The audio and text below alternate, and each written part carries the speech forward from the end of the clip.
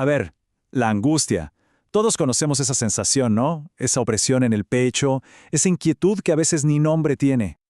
Pero, ¿y si casi todo lo que damos por sentado sobre ella estuviera, digamos, incompleto? Bueno, hoy nos vamos a sumergir en una perspectiva totalmente distinta, la del influyente y sí, a menudo enigmático psicoanalista Jacques Lacan.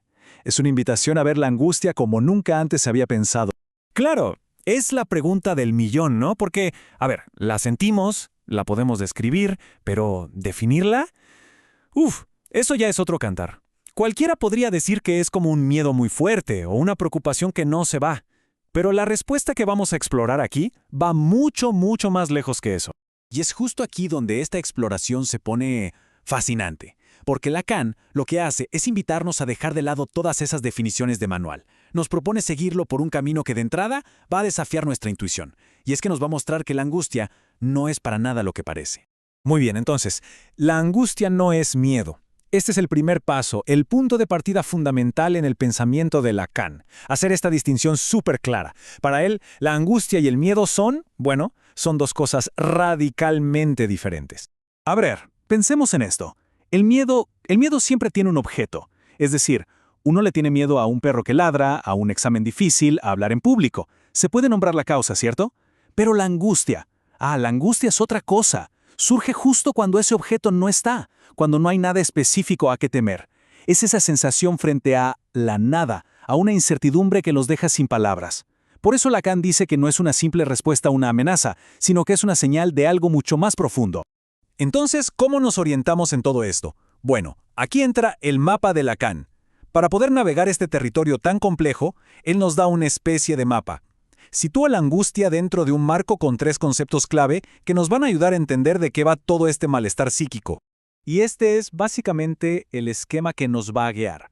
Lacan organiza toda la experiencia del malestar psíquico alrededor de estas tres ideas: la inhibición, el síntoma y, claro, la angustia. La clave de todo está en entender cómo se relacionan entre sí.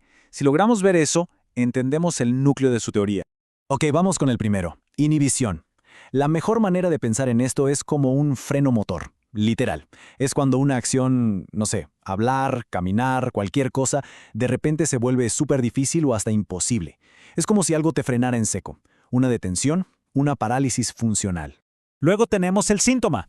Y ojo, para Lacan, un síntoma no es solo un problema o un error del sistema. No, es mucho más. Es un mensaje que viene del inconsciente. Pensemos en un jeroglífico. Causa sufrimiento, claro que sí, pero tiene un significado oculto. Está armado como un lenguaje, y por lo tanto la buena noticia es que se puede descifrar. Y por último, llegamos a la angustia. Y aquí la cosa cambia por completo. A diferencia del síntoma, la angustia no es un mensaje en código. Para nada. Es cruda, es directa. De hecho, Lacan llega a decir que es el único afecto que no engaña, que no miente. Es una señal pura, sin filtros, que apunta directamente a algo muy, muy fundamental. Perfecto, ya tenemos el mapa. Pero ahora sí, vamos al corazón del misterio. ¿Qué causa la angustia? Porque si ya dijimos que no viene de una amenaza de afuera, ni de que perdimos algo concreto, entonces, ¿de dónde diablos viene? ¿Cuál es su verdadera causa? Ok, al ver esquemas como este, queda claro que la respuesta no es para nada simple. Y a ver, no es necesario entender cada letra y cada flecha de este diagrama, para nada. Lo importante es captar la idea central. Para Lacan, la respuesta está en la estructura misma de nuestra psique, en cómo nos vamos construyendo a través del lenguaje y sobre todo del deseo. Y aquí viene la fórmula, que suena a trabalenguas, pero es el punto crucial de todo esto. Escuchen bien. La angustia no viene de una pérdida, sino de la falta de una falta. ¿Qué significa eso? Bueno, no sentimos angustia cuando nos falta algo. ¿Qué sé yo? Dinero, amor, un trabajo. Eso en todo caso genera deseo. La angustia de verdad, la potente, aparece en ese momento aterrador en que la propia falta, esa que organiza toda nuestra vida, amenaza con desaparecer. Exacto, y esto que acabamos de decir nos lleva de la mano al núcleo de la teoría de Lacan, a la idea del deseo del otro. Porque la causa de la angustia, nos va a decir, está íntimamente ligada a este concepto, que es uno de los más famosos y, bueno, también de los más complejos. Y aquí lo dice con todas sus letras. La angustia es el signo del deseo. ¡Wow! Con esta frase tan potente, Lacan amarra la angustia directamente al deseo. Pero ojo, no como lo pensamos normalmente.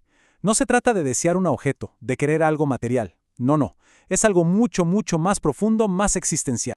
Este esquema, que también parece complicado, nos ayuda a llegar al fondo del asunto. La angustia, en su máxima expresión, aparece cuando nos enfrentamos a una pregunta que puede ser aterradora. ¿Qué quiere el otro de mí? Y cuando decimos el otro con mayúscula, no hablamos de una persona en particular, sino de todo el sistema de lenguaje, de cultura, de las expectativas familiares, de la sociedad, todo eso que nos moldea desde que nacemos. Y este es el giro de 180 grados. La visión común del deseo es, bueno, yo quiero un coche nuevo o quiero ese ascenso. Es bastante directo. Pero la visión lacaniana es radicalmente distinta. Nos dice que nuestro deseo más fundamental está estructurado por el deseo del otro. La pregunta real es, ¿qué quieren que yo sea? Y justo ahí, en la confrontación con ese enigma, con no saber qué lugar ocupamos en el deseo del otro, ahí es donde nace la angustia.